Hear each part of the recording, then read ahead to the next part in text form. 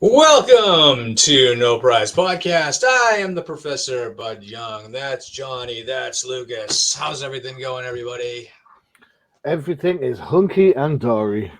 Yeah, we're in November and we're ready to rock. Yeah, you know what? Still very know what that means. Oh, jeez. Eggnog time, baby. How can you have eggnog? Right, how can you have eggnog? It's not Christmas yet. What are you doing? Nobody says. I'm looking at this. It does not say anything about just for Christmas. It says traditional holiday cocktail. Hey, So basically, what you're saying is you drink it on 4th of July. Uh, well, Veterans Labor Day. Day. Veterans Day is right around the Veterans is a holiday. Is right around the corner. Thanksgiving. Yeah, bring me the eggnog. Give me my turkey and my eggnog and the yams. Hey, if you turn on the radio right now, you got a whole bunch of Christmas songs going. You got the Mariah Carey songs piping in through the stores. It's Christmas time around here. So it is, yeah. It's earlier and earlier every year, and now it's like everything's wrapped up in Christmas, even Thanksgiving and Veterans Day. It's not November 1st, so whatever. All right, so we have some Disney Plus stuff to talk about. We have a couple of episodes of Andor. But let's start with Tales of the Jedi. I know Lucas and I didn't really catch the whole thing, but Johnny watched it. So what's your overall? Yeah, Johnny. Yeah, in your face. Yeah. How was it? It's really decent. It's trying to put in the gaps between the various key points of the different sagas. The animation is from the Clone Wars, so if you like Clone Wars, you're not going to be disappointed from that. A host of people make their return, voice actor wise. The guy that plays Anakin's back. The last who plays Ahsoka is back. However, that said, the Count Dooku voice is awful, and the Samuel L. Jackson voice is also awful. It is terrible, in fact. But plot-wise, they're only like 15 minutes, So you get like a kind of setup, then the Tales of the Jedi banner, and then boom into the rest of the show. They're fun, they're engaging enough. You don't need to know a great deal of Star Wars to know whereabouts they fit in. So if I'm watching it, there's an episode where Ahsoka is battling against stun beams, and you're like, why is she doing this? And then of course, in the last season of Clone Wars, you know why she does that. So my wife loves this show, so my wife didn't put 2 and 2 together, but enjoyed it for what it was, whereas I enjoyed it and put 2 and 2 together. So there's stuff in there for the novice Star Wars fan as much as the existing one. But man, the quality of the voice acting can be a little bit. I think I could do a better Qui-Gon impression than whoever it is that's not Liam Neeson doing the voice for Qui-Gon. So I'll tell you a little thing. Yesterday, I met Timothy Zahn. Oh, really? Yeah. Loved his first 3 books. Yeah. So did I. I didn't know there were 6 other Thrawn books that he has done, but I did talk to him a little bit about the relationship between Lucasfilm, Disney, and where and when like Thrawn might appear next, even though the Dave Filoni has dropped Thrawn in Mandalorian and said, Dave Filoni's not stupid enough to drop the name and then not do anything with it. Thrawn's in the Clone Wars cartoon, right? Yep. Yeah. Yep. So it was a question of like whether or not originally they had said no more expanded universe stuff, and that none of that was canon anymore. And then they kind of went back on that and introduced Thrawn, and then introduced the cruisers that stop you jumping from hyperspace. Yep. The indicator the interdictors or whatever they call them. Yeah. It's like yeah. That's a Zahn creation. Yep. All the way through. But, yep. So he unfortunately he's just as much in the dark as everybody else, or at least that's what he tells me. So, but it was interesting meeting him. Cool. Yeah, good guy. I like the first 3 books, and then I've got the next 2. There is I think I got an Old Republic book as well, and then I stopped after that because it just got fine. Well, let's jump into Andor. I imagine let's watch Tales of the Jedi because it should probably only take you like an hour and a half to watch all 6 episodes. Yeah. Yep. So maybe let's do that later. What did we think about Andor? I know we were like episodes 8 and 9, or was it 7 and 8? I think it's 8 and 9, right? Because there's only like 3 episodes left. I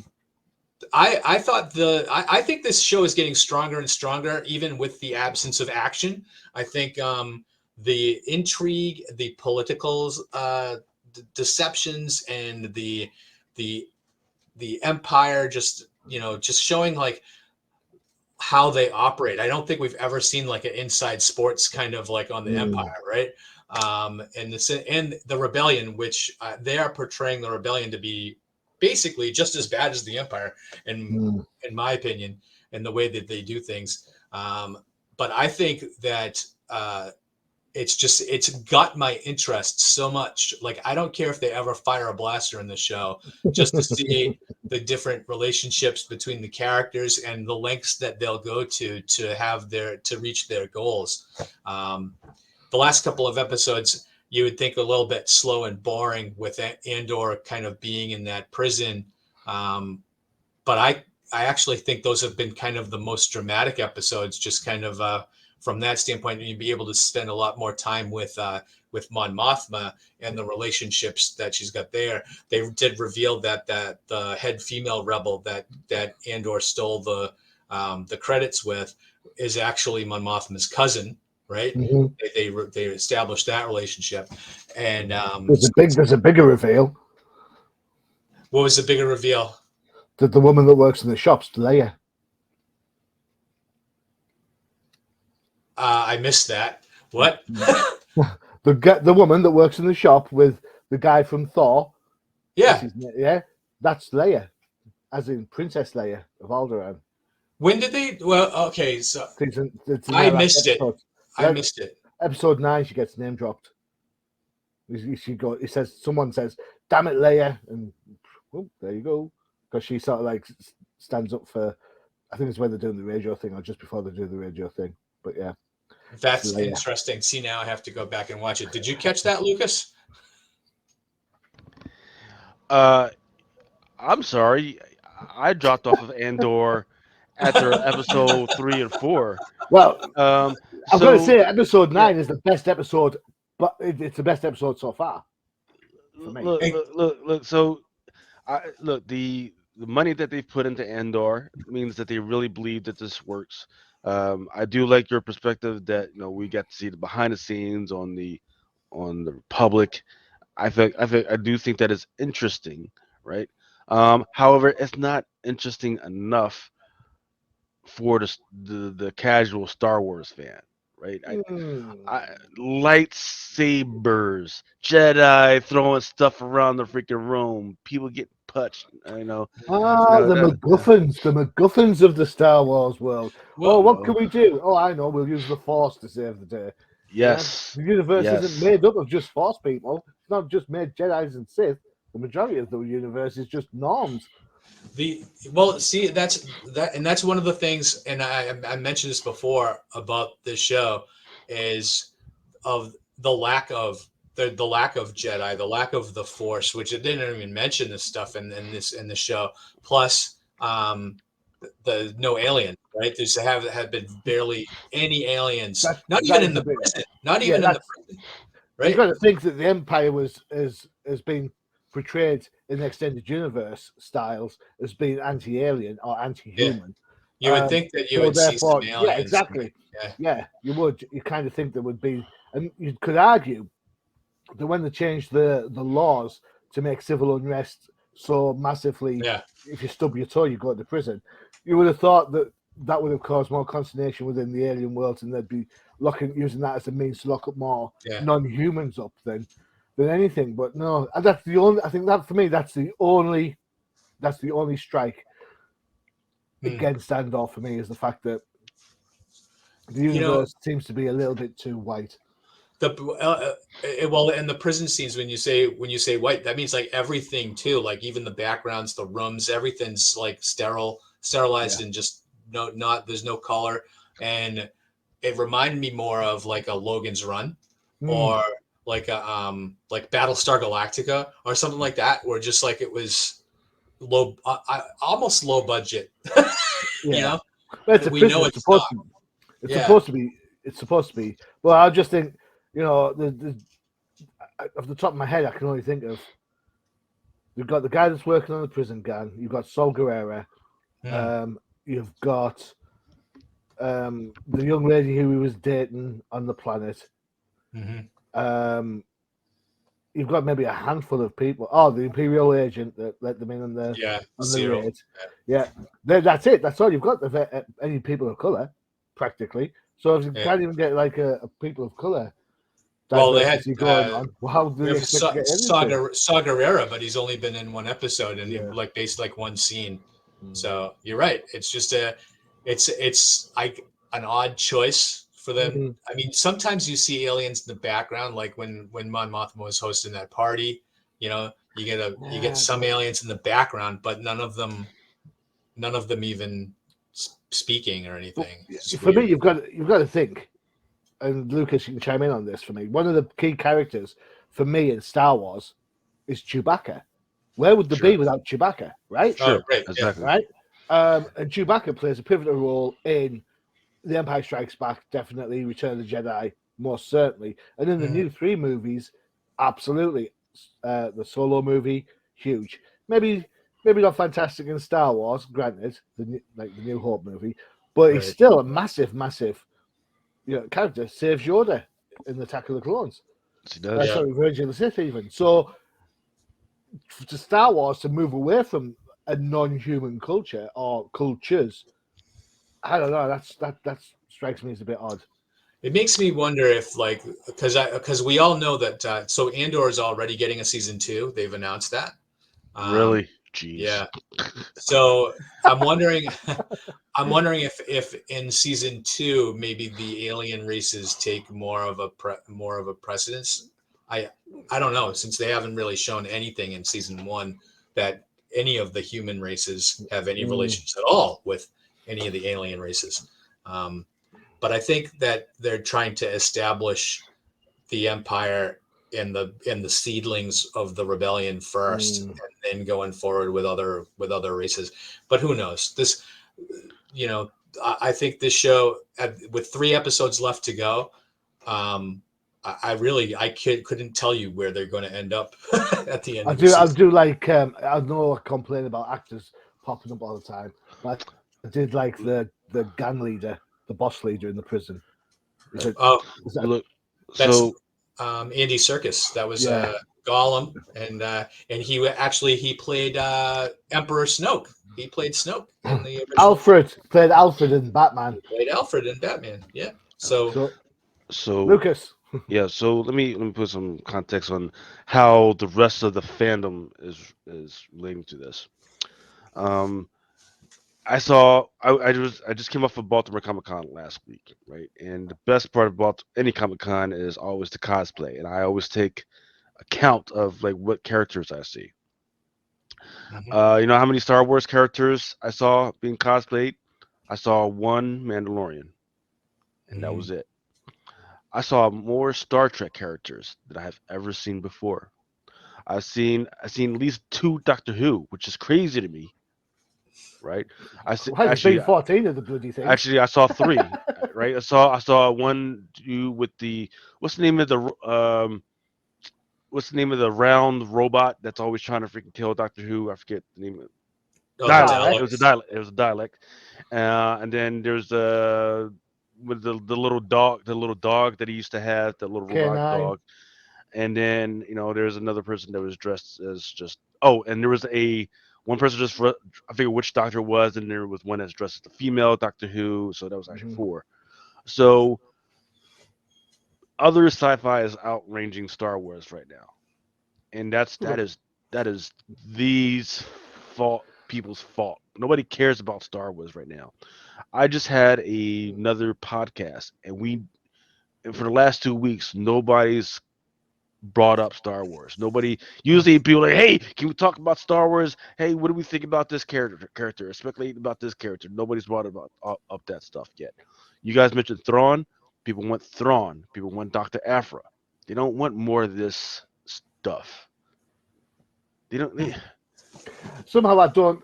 I appreciate everyone has a different opinion on this, absolutely, and opinions are always different. It's always good to have different voices, but I don't think we can use the measure of how many people cosplay as a character as a measure to see how popular something is. If that's the case, I don't know. Well, Andor's not aimed. I've got to be honest. I said this last time. Andor's not aimed at the cosplayer happy crowd for fandom. Andor is a down and dirty adult story about how things happen, and you're not going to get a lot of joy cosplaying as his near dead mother or whatnot. To me, I think Andor is trying to aim, not really aiming at science fiction, right? It's aiming at more of a drama, right, than anything else. I think the science fiction aspect of the Star Wars takes a back seat to Andor, as opposed to the story that they're trying to tell. The story that they're trying to tell could happen on Earth and just be like a political storyline, and that's where I kind of think it's like hits a bit close to home, and I think that's definitely what they're going for, to try to make a more an adult show that resonates with a lot of different people, even if you're not a Star Wars fan, So. I mean, I'll say this: my wife will agree with Lucas massively. My wife wants more action. She wants to see more blasters, more space battles, more lightsabers. I get that 100%. Yeah. She's already asked me when Luke Skywalker's turning up, but then my wife has a somewhat nebulous relationship with the Star Wars timeline. Like, so when's the Mandalorian showing up to save this show? It's also missing the cute character, right, to hang your hat on, right? You don't have the little baby Yoda.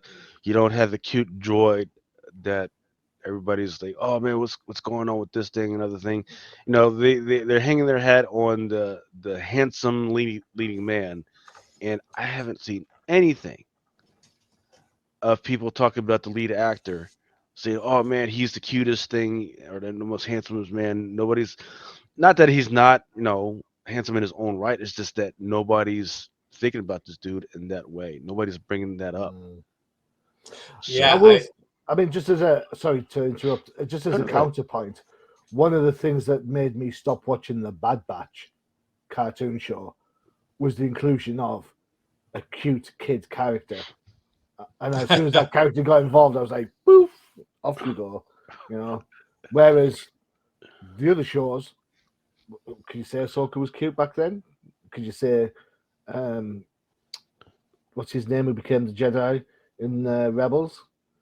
But no, I get where you're coming from, and you're absolutely right. It needs that hook to get people to watch it, and a good-looking bloke running around in mud probably isn't going to be the hook for a lot of people. But I'm glad there's no cute characters. Yeah, I don't think there's anybody that's super attractive in this show that you'd kind of be striking out and like, this is such a charismatic character. I can't take my eyes off of them. But how are you going to sell action figures? Did they make action figures for the show? They probably will, and they probably won't sell anything. Just as a quick aside again, Who thinks that action figures are actually made for kids nowadays? That's very true. When you see, I was in my local comic book shop, Forbidden Planet, down in Middlesbrough, and they've got a range of Star Wars figures. They do retro style, like the old 3 and a quarter or 3 3/4 or whatever they are. I remember buying these back in the day for £1 and up to £1.30, I think it was when I stopped buying them. It's now £20 to buy this size Darth Vader figure. It doesn't even have it doesn't have a lot of multi-articulation to it. Look at me, I sound like Bobo. Bobo's going to be so proud of me.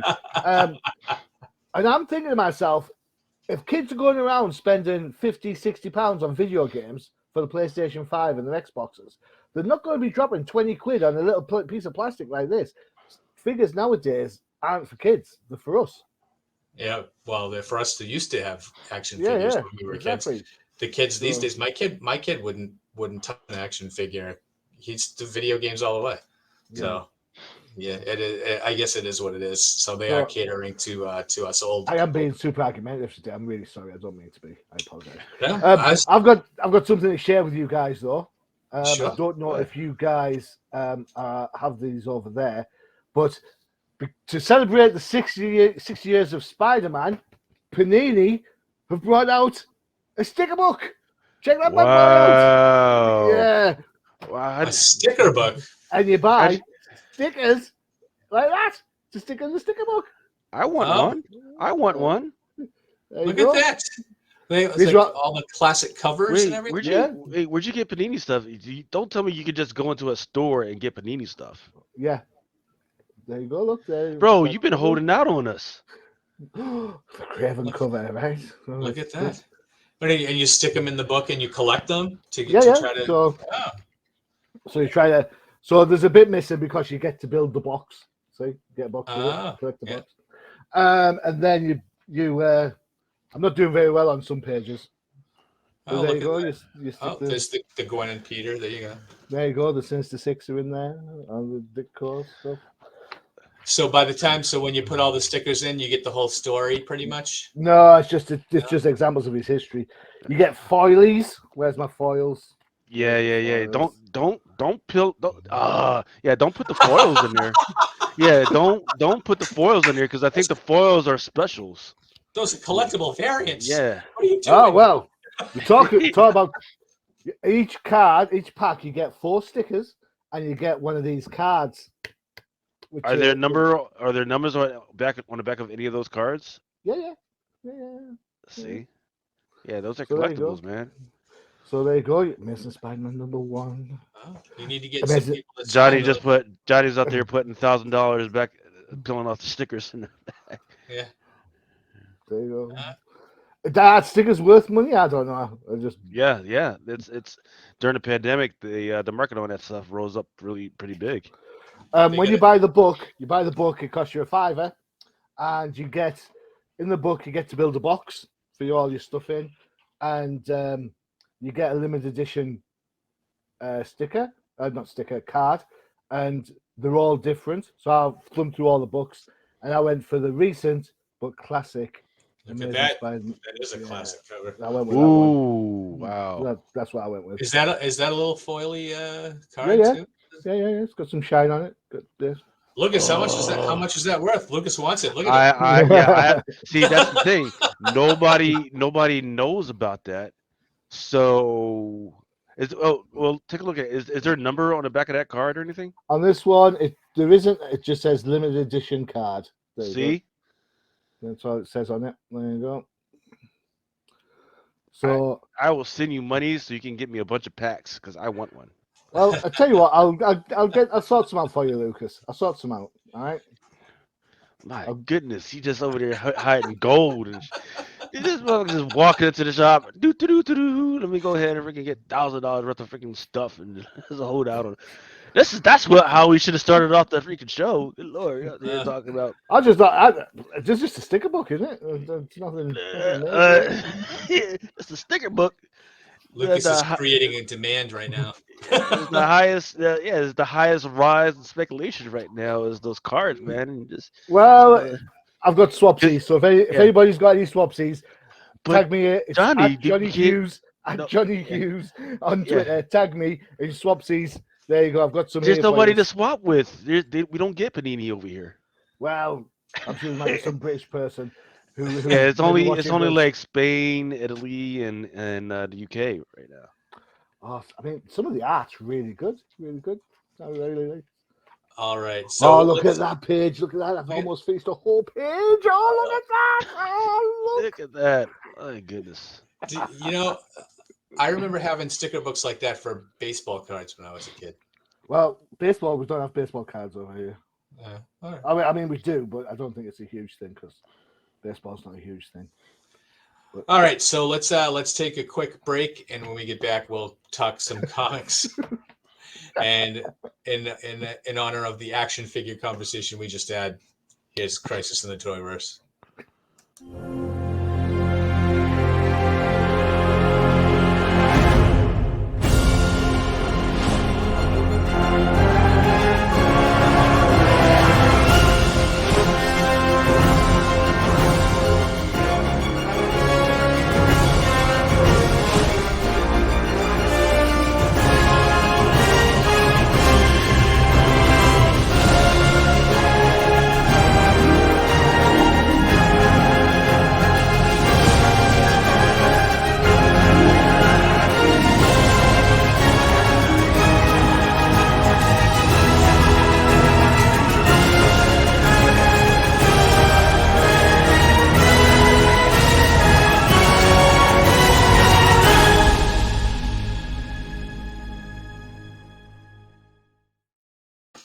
All right, make sure to check out Crisis in the Toyverse for all your action figure news and reviews, and all the other podcasts that we do. Hey. All right, so we had some books this week, so yeah, might as well talk about some of them, huh? Yeah. Yeah. Sorry. Quick aside. One of the cards is worth £15 already. Is it the one you were showing up? No, it's not. It's not that one. People are selling the actual book at £15 as well. I wouldn't even care. It's only a £5 to buy in the shops. I'm just having a look through now. All right, sorry. You keep talking. Sorry. Apologies. Interesting. All right, so we're gonna jump into Avengers Forever. What number is it? Let's figure it out. Avengers Forever number 10. And this was written by Jason Aaron, art by Jim Tao and Guru EFX, letterers Corey Pettit. And if you hate it, assistant, blame the editors Martin Biro, Annalisa Bisa, and Tom Brevoort. So this is the long continuing story of the Avengers, I guess, alternate universe, multiverse timeline, where the Ghost Rider is putting together a team of multiversal Avengers to take out the multiversal Masters of Evil that they introduced about a year ago in Jason Aaron's run on Avengers. And this is where when they spun off Deathlock and Ghost Rider into the multiverse to track down the multiversal Avengers. And I'm going to I'm trying to find something positive to say, but I just don't know if it's going to happen because there's a rant building up in me that we're probably going to get to by the end of this review. But anyway, this particular issue, it focuses on Tony Stark, and they need to find a Stark to fill out the team. They've already got their team of multiverse Avengers, which include the Star Panther, who is the strongest Black Panther who's ever lived, the Thor, the God of Fists. They have an army of Steve Rogers, and also an army of Captain Marvels, and they needed Tony Stark for their team. Now, anybody that reads the Avengers Forever, I kind of thought they found their Tony Stark in the very first issue, where they have an Ant-Man that's actually Tony Stark. This is the first issue I think that really focuses on, and in my opinion, totally over focuses on the fact that Tony Stark is an alcoholic. There is not a panel that goes by in this issue that Tony's not swigging down a bottle of scotch or some other alcoholic beverage, to the point that it even becomes comical, where like on page 6, he's sitting there in his Iron Man armor with carrying his bottle of whiskey with like he's drinking it through the friggin' mouth hole on his helmet. I bet he's not drinking eggnog. Just saying. He's not drinking eggnog. It's because he's a quitter. He's a freaking quitter. And so basically, that's really this whole issue. And much of this whole series has been the same, where they just spend every single page meeting another variant of the character they're looking for until they settle on one at the end, which the one they settle on, surprise, surprise, happens to be the one that appears in the first issue, the Ant-Man Tony Stark. Hey. So, right. So that's all that happens in this issue. And apparently, maybe by the end of this series, we'll actually get a fight between these multiversal Avengers and the multiversal Masters of Evil. The big question I have is who's going to care about it by the end of this? Because I know that I don't. And I know that my big rant, and we've talked about this before, and I even think we talked about this on the last podcast, is the fact that it seems to me that there's a writing war going on who can create the most variants of a character before one of them actually sticks to the wall and ends up on Disney Plus or in the MCU, and these writers must get like a big payday or something for being a co-creator of some random divergent Tony Stark world, Earth 1610, and then they get a payday or something, because that's the only thing that these writers seem to be able to create now is divergent characters that no one is going to care about tomorrow. This is a problem of Disney's in MCU's own making, right? Because we've had this MCU for over 10, 12, 15 years now, and eventually we all knew they're going to have to recast these characters at some point. Robert Downey Jr. can't play Tony Stark forever, but Iron Man's a brand. So we need to introduce Riri Williams in the Wakanda Forever next week so that she can eventually take over the mantle. We have Don Cheadle that's going to be War Machine in an Armor Wars movie, so we can still keep that going. But what's going to happen when those characters run their course, right? You're going to have to introduce more Iron Men, more Captain Americas, more Thors, but you got to keep the brand going. And, the one thing that I want to know is what do they do like when Thor is up? Because, when are they just going to recast a character outside the, outside Spider-Man, right? Because you can recast Spider-Man apparently. But when are they just going to suck it up and say, we need to have a Tony Stark and it's okay to recast them instead of creating Ultimate version number 15, these derivative characters. I care about Tony Stark. I don't care about this Tony Stark. I don't care about that Thor or that Captain America. I care about the originals. And, if you want to create like a, Captain Marvel, I care about Carol, but it's such a weird world we're living in right now, where it just seems like this has become the norm. If you don't like, if you like Spider-Man multiverse, what do they call that now? The Spider-Verse. Yeah. This is the Avengers verse, Right. and go ahead, Lucas. I would say, the weird thing. I agree with you, but in one thing, that when they cast Iron Man, Tony Stark, there is no more perfect actor than Robert Downey Jr. Agreed. When you're telling me about a guy that has to play a billion-dollar alcoholic playboy, knowing the context and the history of Robert Downey Jr., there was nobody else out there that could have played him. But Captain Marvel, you mentioned Captain Marvel, it just doesn't stick with me, right? Because whatever her name is, I forget what her name is. The Brie actor that Larson. plays, yeah. You telling me that there is a lady out there who played an ex Air Force pilot? She doesn't come across to me at all. I've met plenty of Air Force pilots. She doesn't come across to me at all Hmm. as having the stuff, the Yeah. guile, the fighting spirit.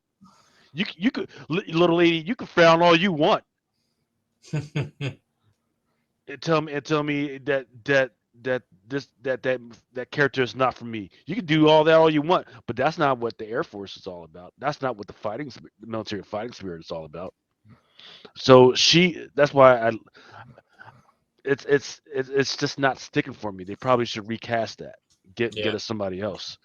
But it is a shame that they decided to kill off, Robert Downey Jr.'s character. Pete Holland, he fits right in as a Spider-Man character. They don't need to recast that. They just need to keep it going. They just need to take, when they recast these people or cast these people, they need to think, hey, if you're casting these people, do they fall into my periphery as somebody that could actually play that character? Like Pirates of the Caribbean, Hmm. Jack Sparrow. Come on now, come on. Well, And there, come on, is there anybody else in your mind? I mean, there's probably plenty, but right now he is the perfect, so cast for that. yeah, so the problem that I'm having, and this is where I'm kind of forward thinking, is as far as the realm of the comic books goes, right? The MCU, we kind of know that eventually they're going to have to recast whoever, or maybe we get a new version of the character, or what have you. The thing is that all these creators are looking for their payday in the realm of Marvel, right? And they can't get that because they're nobody that writes for Marvel is creating all new original characters that Marvel's going to own, right? They're going to go to Image and create something where they get part ownership or whatever. And if in this, they're doing is they're doing what Roy Thomas did 50 years ago, right? Where Roy Thomas stopped creating original characters and just retooled old characters and made them new. But even not even on a level of Roy Thomas, right? Where Roy Thomas creates the Vision, but he's the original Human Torch, and nothing like that is happening. This is more of a flavor of the week. How many different Spider-Mans can we make? How many different Tony Starks can we make that the same character but like a different mix up or mash up of this, of course this one's the mash up between Hank Pym and Tony Stark, right? Right. But and the thing that pisses me off about this issue in particular is just the lean into the alcoholism, and it's just like in your face alcoholism. I mean, I don't need to see Iron Man flying around with a bottle in his hand. Yeah. I just don't. You can tell me he's drunk, I'll believe you. It's Tony Stark, right? But you don't have to say, yeah, he's flying around, he's flying and he's drinking and driving or something. Yeah, Can it's I just I, so you've got two different problems, I really. do. Yeah. You've got there's no new characters in comic books. Get that. And two, Marvel's strength cinematically has become its weakness. Yep. In that everything happens in the same universe. Mm-hmm. Right? Now, I'm going to talk Batman for a second. Batman actors come and go willy-nilly, left, right, and center. Mm-hmm. And yet nobody bats an eyelid and turns around and says stuff like, oh, that's not Batman. Mm-hmm. Fair enough, they'll get in the press about, oh, I can't believe, Batman's now being played by a vampire and all that sort of stuff. I get that. That's just like fanboy stuff. But nobody comes out of a Batman movie worrying about what happened in the previous Batman movie because we know the two different animals, two different beasts. The Marvel problem is the movies have got so interconnected that we can't have one thing without affecting the other. Mm-hmm. And yeah, the cast for the first crew of the first cast of Marvel characters, the casting was spot on. Chris Evans is Steve Rogers. Yep. Downey is Tony Stark. Hemsworth is Thor. And that becomes detrimental. Yeah, it does. Absolutely.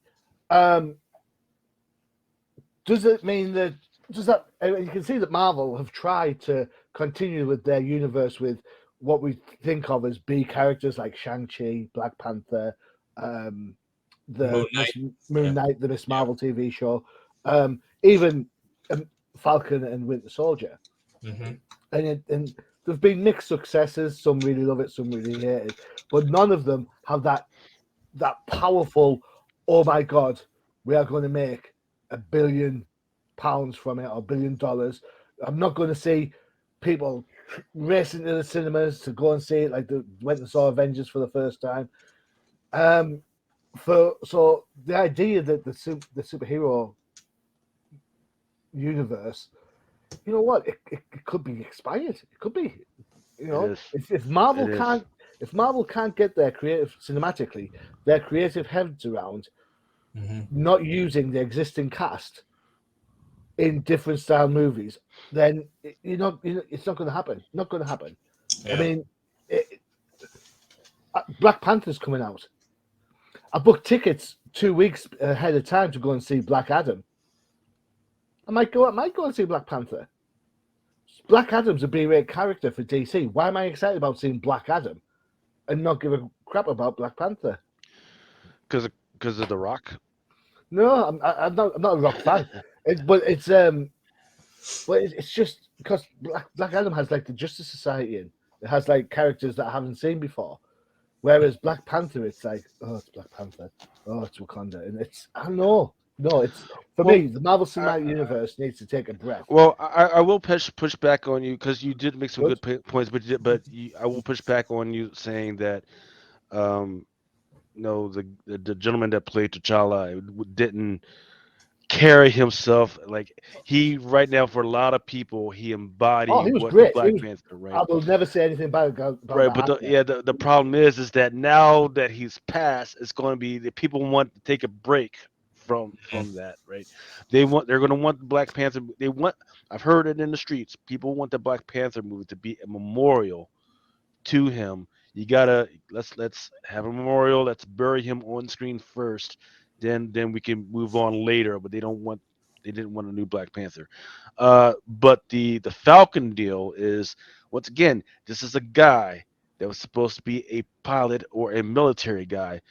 No, I'm not feeling. He just doesn't have that statue. The Winter Soldier.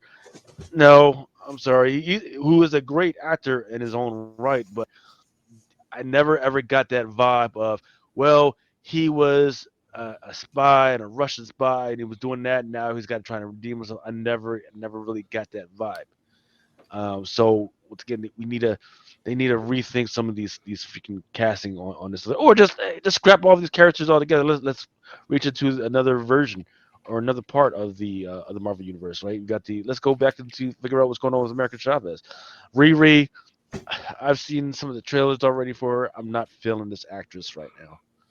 But there's a reason why they reboot Spider-Man, right? Tobey Maguire works for one audience, Andrew Garfield works for another, Tom Holland works for another. Nobody kicks up a fuss about anyone getting recast. Well, it's because you can't have a 40-year-old playing a 60-year-old. I'm sorry. Yeah. It only lasts so long. Yeah, I always come back to the James Bond thing. Every 5 or 6 years you have to recast James Bond, but nobody ever. Yeah. The most time thing you ever hear is, that's not my James Bond, right? Oh, that's not my Spider-Man. But eventually I want to get there with these characters. We have the originals and stop creating all these stupid derivative characters that I don't think are going anywhere. But anyway, let's jump into our next review, because I could talk about Avengers forever all day. But anyway, let's jump I will say one thing on defense of the new derived characters before we move on, if I may. It's that if you have a derived character, therefore they are not the multimedia icon, so the Iron Man is, for example. So if you have like a secondary Iron Man, that means you can do stuff to him that you cannot do, or her. You can do stuff to them that you cannot do to Tony Stark. But they already did everything to Tony Stark that they're going to do. But you can't destroy Tony Stark because he's got He's got to be in cinemas. He's got to be in TV shows and all that stuff. What you can do is bring in a second Iron Man and then kill him off eventually. So they can do that. So having a secondary diversionary character does allow for a little bit of more creative freedom in the writing. That's all I was going to say. Right. Yep, that's fine. Let's jump into the latest Captain Marvel. Oh, this is my bad boy. Yeah. And this was like almost like a crossover with the X-Men and a lot of kind of nice history. So go ahead, Johnny. Yeah. So this is Captain Marvel number 43. There's a legacy number in there, but who knows? The cast of this book, let's see. We've got Kelly Thompson as writer. Penciler is Sergio Davila. That's how I'm pronouncing it. I'm going for it. Inkers, Sean Parsons. Colorist is Arif Prianto. And letterers is VC's Clayton Cowles. If you don't like it, editors are Sarah Brunstead, Tom Brevard, and of course the editor-in-chief is CB Sabulski. I like this book story-wise. Absolutely thought it was a really good story. I love the Brood. And yes, I know they're a rip-off from Alien. Definitely. In any shape, way, or form. You can't argue that. But I love the tension that builds. The opening panel with the new binary in trouble pretty much sets the scene straight away. After that, it moves into sort of like team mode as loads of characters get involved in trying to solve the Brood problem that's going on. And this is where the art kind of suffers. There is a lot of characters. There are a lot of characters in here, and the art does suffer through cluttered. It doesn't work. Psylocke doesn't look fantastic. Some of the Carol pages look a bit wonky in places. Who fangirls like Spider-Woman? I have no idea. And this brings up my second point. I am going to be that guy. I don't like being this guy, but I'm going to be the guy. What the hell's going on with the continuity? Spider-Woman's dead. She got killed last month in Spider-Man 1. She got unraveled. Oh, yeah, that's right. So and then when nobody cares. If nobody cares what happens to a character, does it really happen? Well, everything happens in a vacuum now, so this is its own thing. And then you've got all the X-Men stuff going on. Mm-hmm. Didn't we just finish? We haven't even finished Axe yet. Yeah. How can the X-Men be doing this? Through the middle. Cyclops is in this book, isn't he dead? Didn't he get killed in Axe? Because the argument killed off a lot. It's another event. It's another event that nobody cared about. They had the argument: do we resurrect? Do we resurrect Cyclops, or do we resurrect the leader we need? And the leader we need is Captain America. We brought Steve Rogers back for some. Don't even get me started for that. So, continuity-wise, this book with the cast of characters is all over the place. The art isn't fantastic in places, which is surprising because DeVille has worked on Captain Marvel before, and I quite enjoyed his work back then. But the story with the Brood, always fun. They're related to Captain Marvel and Carol Danvers down the line, back in the history. And of course, X-23's in this. I've just found an old version of X-23 kicking around in the Xbox. Yeah. So the hook at the end, who the big Queen Brood is at the moment, shouldn't be much of a surprise, but it still worked really well. And I think Kelly Thompson, for all the continuity glitches in this, she writes really well, and I think suits Captain Marvel massively. I'd hate to see what happens to this book if she leaves. Oh, we'll get another reboot once she leaves, and then Captain Marvel will have like 17 relaunches in this century. And just to kind of touch on the Captain Marvel comments from Lucas earlier, I think there are times when you're not supposed to like Carol. She's not a likable person. She wasn't a particularly likable person when she was Miss Marvel back in the 70s. So yeah. I think they carry that over a little bit. But there you go. Cool. There you go. Good. If we're not supposed to like her, then why are they pairing up with Rhodes? We weren't. I meant in relation to the movie more than this. Oh well, I mean, in the book, they're trying to pair her up with Rhodes as a romantic interest, and it still sucks. We all know. We all know. We all know that Captain Marvel. We all know that Carol Danvers should be with Jessica Drew. We know. We all know it. It's like the biggest open secret in Marvel comics. Until they grow a pair and realize that you know what, it didn't hurt Harley and Ivy being together. Well, We're going not to with that stick with it. haircut. They need to give her the butch haircut and let her be butch and just rolling through most of the Marvel universe lesbian community. I would be down with that Yeah, yeah, as she tries to definitely. figure it out. Yeah, yeah. My I'll have the long hair for both of us. It's fine. my biggest issue about this book is the art. Johnny, you already brought it up. My Cyclops does not look like Arnold Schwarzenegger. I'm sorry. That looked like Superman in a Cyclops suit. Well, there you Mm. go. So that's my biggest thing. And then the full half page there of Psylocke when she first appears in this book. Um, I think I know that was supposed to be like a sexy drawing, but I was kind of like, ugh. Yeah, yeah. Me too. I was like, what? It's the fact that the face changes on the page. Yeah, yeah, The kind of drew my eyes. Just got the book here. Let me just find it. Yeah. So she goes from like being quite Western in her stance, and then you get a close up, and then she's Oriental. I mean, I know this whole Psylocke, Betty Braddock, Quanon thing going on, but right. Jesus Christ, not just in the same panel, right? Come on, man. Yeah. All right, so let's jump to Lucas hasn't said. Lucas, what do you think, Captain oh, Marvel? Lucas. No, so you got. I mean, look, we hit most of the points. I only have one last thing for the speculators is that I've seen the Brood. They've been trying to bring up Brood for a long time, for like at least the last 2 years. Every time I turn around, it looks like they've been trying to bring up the Brood. So I'm not. I'm kind of wondering if they're going to try and bring it into the Marvel MCU. First appearance of the Brood was Uncanny X-Men number 155. That's a Claremont Burn issue. Good luck getting one. Oh no, it's out there on eBay for like $10. Oh, really? Yeah, it's cheap, really cheap. I thought the Claremont Burn run was kind of one of those high priced gotta have it. I Yeah, think there's key issues like the Dark Phoenix, isn't it? That stuff's going to be off the charts. Yeah. But All right, yeah, we're gonna jump into Tiger Division number 1, and this is all you, Lucas. yes, this was the biggest book speculator wise this week. Okay, I had a whole bunch of new characters, but let's get into who we have to blame for all this. Written by Emily Kim, artist by Kreese Lee. Too many E's in that doggone name, Mr. Kreese Lee. Yen Nitro is the color artist, letters by VC's Ariana Mayer, cover art by Kreese Lee and Wu De Shim. Also, variant cover artist by Stanley Art Germ Lau. There was a 1 of 100. That was the big book. That was one of the big books.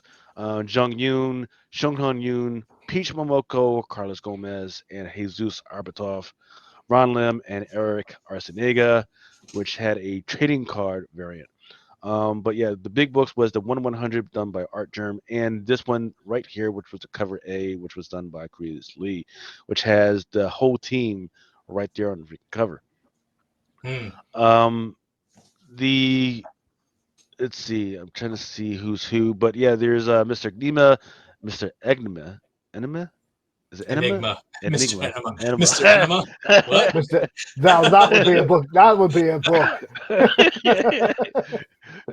Who's coming Pipe through the down, door, Mr. Enema? Oh, shice. Mister Edelman. You're full of. The General Gun R2, White Fox, who's been all around. First appearance of Lady Bright and Tai Guki. Um, he's been out and about before. So mostly this is about getting the team together. They show them right up front. Hey, they're working together. They're trying to save this city full of people from the ship that just went off course. They're trying to save the people and blah blah blah.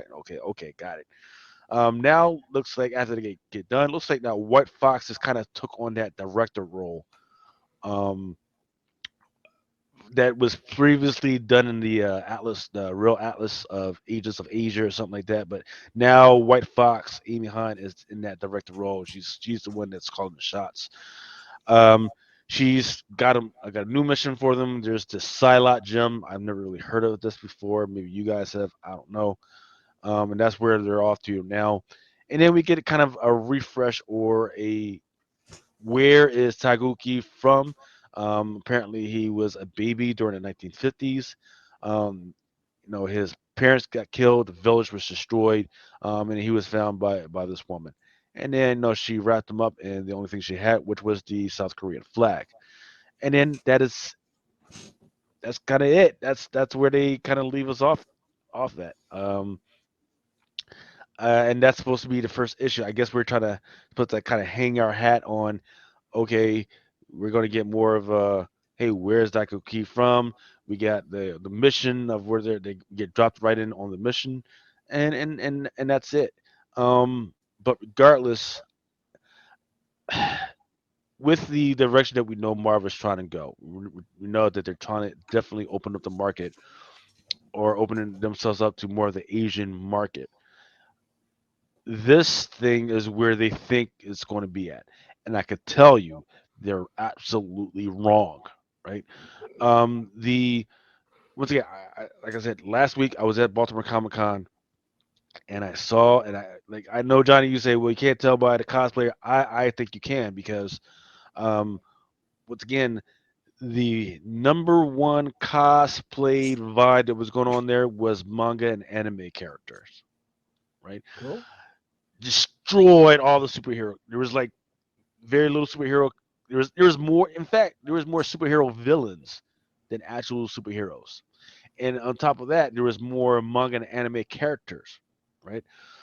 So if you're gonna have these new characters that you want to open up the Asian market to, you got to have younger characters. There's not one person in here on this Tiger Division team that is a teen or even young or even in their 20s. There's not one costume on there, save maybe Lady Bright, that I would roll down on the subway through, right? Who maybe the one guy in a suit, maybe. You definitely wouldn't want to be Mr. Enema. It's like Nima enemy. Yeah. I'm gonna start saying that from now on. Yeah, Mr. Enema from now on. People are gonna, and when people try to correct me, I'm just gonna say, yeah, you're full of shit. Look. Hey. Excuse my language, but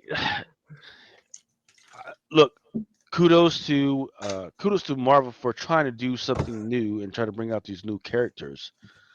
But people are buying these covers left and right. Right, cover A was all sold out. But after that, people are just going to put it in their long boxes, and they're not going to care about these characters anymore. Shang-Chi was an absolute disaster, right? Is it okay? Got it. There's this mystical land and all this other stuff. But what else you got, right? Wongers, right? He's doing great, but he was only doing great because hey, we love him and Madison paired together, right?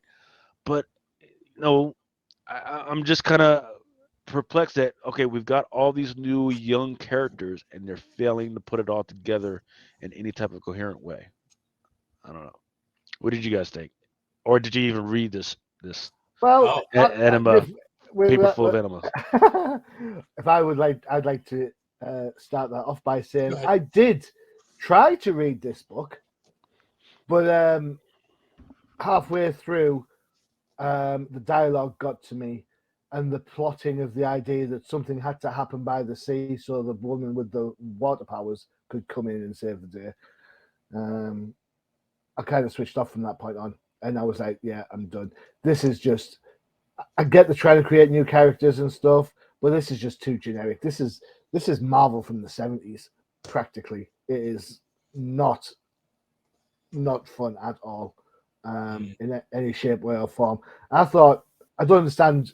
I thought Atlas I thought people liked Atlas, the Atlas book and The stuff. Agents of Atlas, yeah, I thought people liked that. So if people liked it, why are you rebranding it as something else? As this? Mm-hmm. I don't know. I don't get it. Yeah, that's all I've got to say on that one. Sorry. Yeah, so Tiger Division really is kind of like an Agents of Atlas 2.0. And I think for the last 5 years, ever since Cebulski took over as editor-in-chief of Marvel, we've had this venture of introducing tons of Asian superheroes and trying to get them to work in the Marvel universe as a whole with varying levels of success, right? I mean, if you remember, so Big Hero 6, I imagine, is probably the biggest success, right? Because of that transfer over to Disney and then the Disney animation side. But then we've had Agents of Atlas with several of those characters that had appeared previously in different Marvel comics with several new ones. And then of course this Tiger Division, where the majority of these characters I'm seeing for the first time, except for White Fox and Luna Snow. I've seen them elsewhere. I've never seen the other ones. But the thing is I think that that the audience, the audience this is aimed at, Asian Americans, I imagine. Lucas had it right pegged up from the start. Like manga is huge, right? Manga is more popular right now than American comic books. And so why wouldn't Marvel try to maybe take some of the elements of this or Agents of Atlas and translate that into some kind of a manga form that is aimed at the all ages audiences that are buying manga right now, and try to kind of enter the market that way, and try to build these characters up for a fan base, and maybe try to establish a new kind of publishing arm for them. I don't know why they wouldn't try something like that, where you kind of got to go where the fans are, right? Yep. So, especially when a lot of this art is based on manga, right? I mean, you're looking at some of these artists, and you're like, I could be reading a manga if I decided to read it backwards and right to left, but I think that the audience, they need to kind of cater, bring it to that audience, bring it to them. Don't make them come find it. And that to me is, I think, maybe the fatal flaw in this, unless, of course, like everything, that this is really kind of a tryout book for a Disney Plus series, which, who knows? I mean, obviously it is. And eventually, I think Disney Plus pulls the trigger on one of these shows aimed at Asian Americans, right? So, I mean, it is obvious, because that's where we go. That's what we do these days. But just before we kind of, jump to the 2-minute warning, don't you think sometimes when companies try to cater to a specific audience, more times than not, it falls flat on its face? I mean, Captain Britain, for example. Yeah. What was that book that was out about a year ago that was a British superhero team that no one's ever heard of since? Yeah, so, I remember what you're talking about. Don't ask me what it's called. So I grew up 70s, 80s reading American comic books about American characters and the cast that they are, and different characters, of course, like Panther and different whatever, as just part of the overall arc and storytelling of it.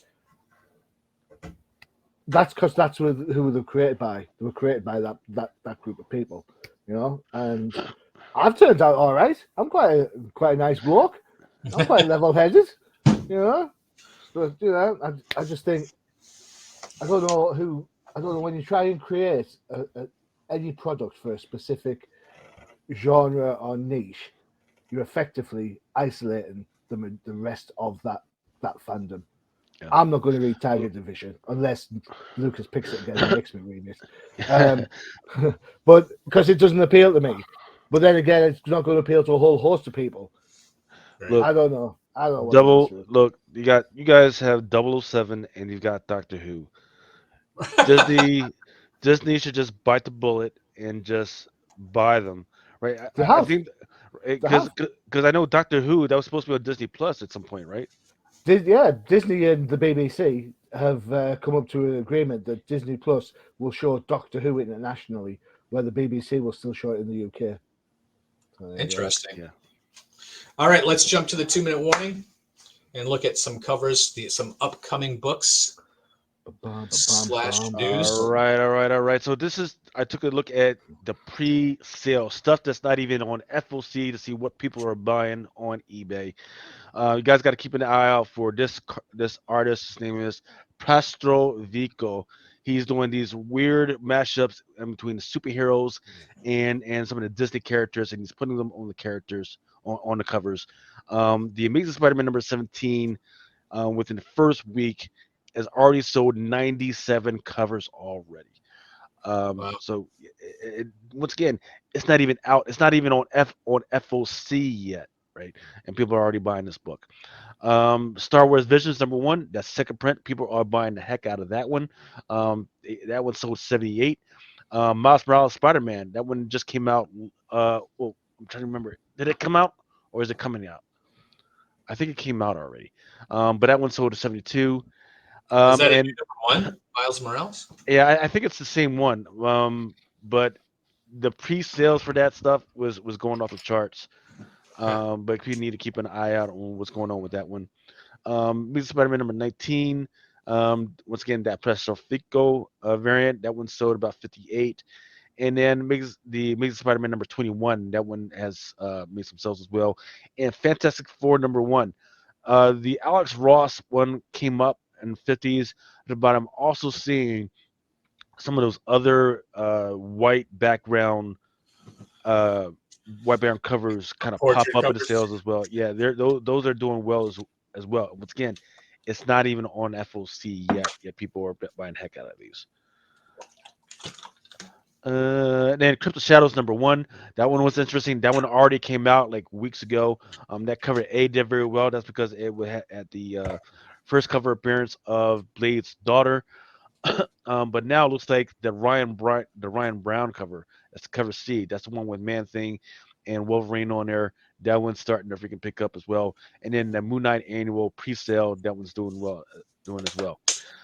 This week, look, the Fed came out. They said, hey, we're going to raise the rates up to 75 points. So a lot of people were trying to get rid of this stuff. Some were buying. I hope you guys were able to buy because there were some really good prices, especially on Disney.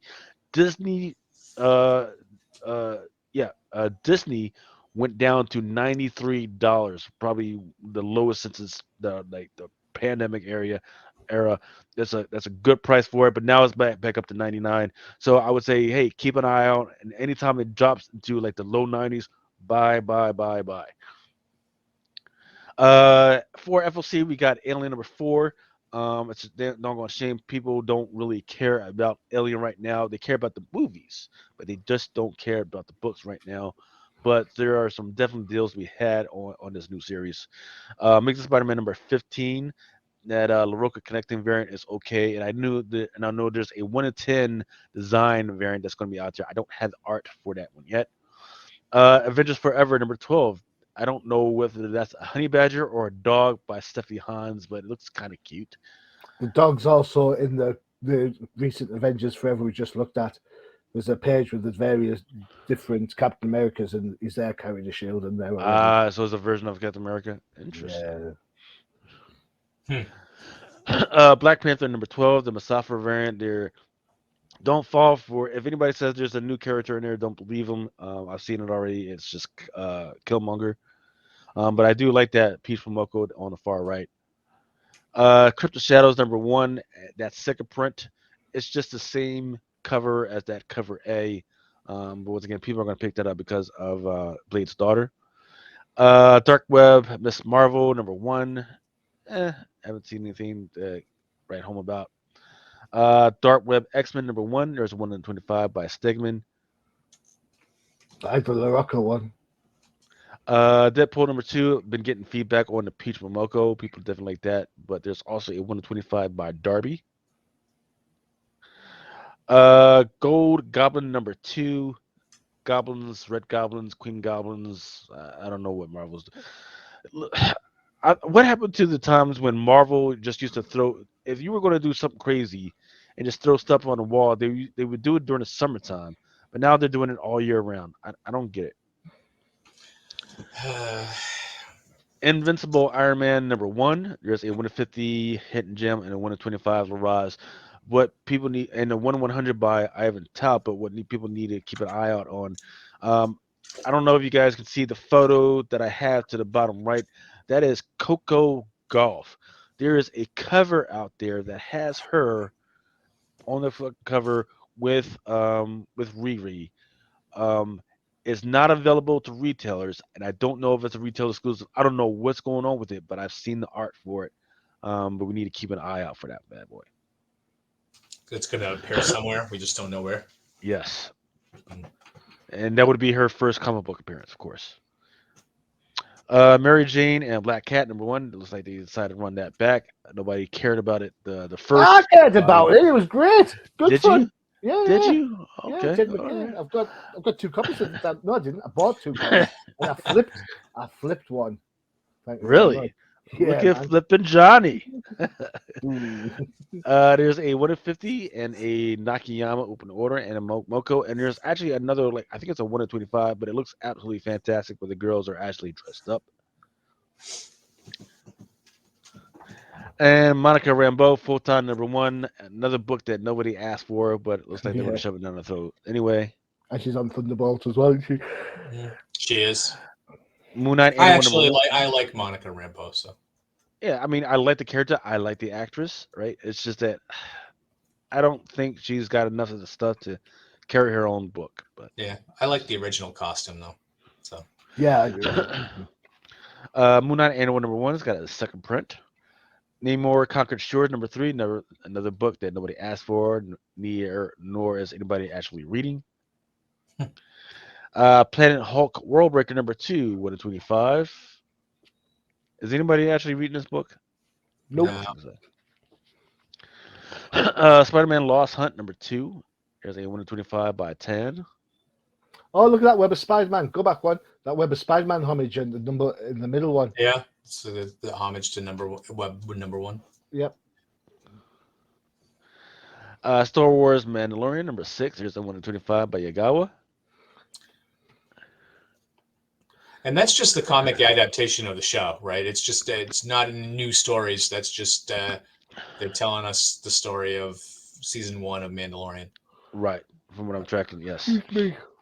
Yeah. Strange #9. The only reason to pick this book up is because it is the first appearance of Revenant Prime. I'm not going to give any spoilers on that one. Well, the right-hand cover is a pretty good spoiler. Strange Academy Finals #1. There's a second print by Ramos. You know what they say about judging books by covers? That's very true. Ultimate Comics Spider-Man #1. There's going to be a facsimile edition. X-Men Annual #1. There's a 1 of 25 by Stephanie Hans and a Momoko variant. I like the standard cover, to be fair, with Cyclops and is that Firestar? Or is it supposed to be Jane? That looks like Firestar. Yeah. Yeah. You know what's interesting is at the con I did see somebody cosplayed as Firestar and Spider-Man and Iceman there, and they were just casually flipping through the short boxes. Were they amazing friends? Yeah. Or was it just random? All right, so these are the ones that are coming out this Wednesday. The Amazing Spider-Man #13, that Mandrake Beyond, is amazing. It's a homage to some of the covers before. Craven's Last Hunt homage. Yeah. Axeman Judgment Day. Yes, this is still going on. We're just waiting for the Omega issue, right? And then that's it. Yeah. In fact, I'm going to miss everything out until the Omega issue. Yeah. Fantastic Four #1 has a 1 of 100 by J. Scott Campbell. Ghost Rider by Cal Nagu. It's all right. This one is one to keep an eye out on, or an eye out for. Local comic book shop day, the 2022 Spider-Man #2, the Mobley variant is already sold out, even at the distributor level. Hmm. So if you see it, I don't know what's going on in this book, or if there's anything going on in this book, but if you see it and you got a couple shillings, This is the Slot Bagley End of the Spider-Verse book, isn't it? Spider-Man. no clue. It is. Yes. Marauders number 10. Oh, excuse me. Marauders number 8, 1 and 10. Carlini, new character or wraparound design. So they are basically telling you there's a new character in here. Grave, Thea, Amos, and Grove. That's a long name for a character. Those it's getting a little thin in the creative name area, I believe. And lastly, I got Star Wars High Republic number 2. And gentlemen, that was your 2-minute warning. Happy hunting. Your 2-minute, 10-minute warning.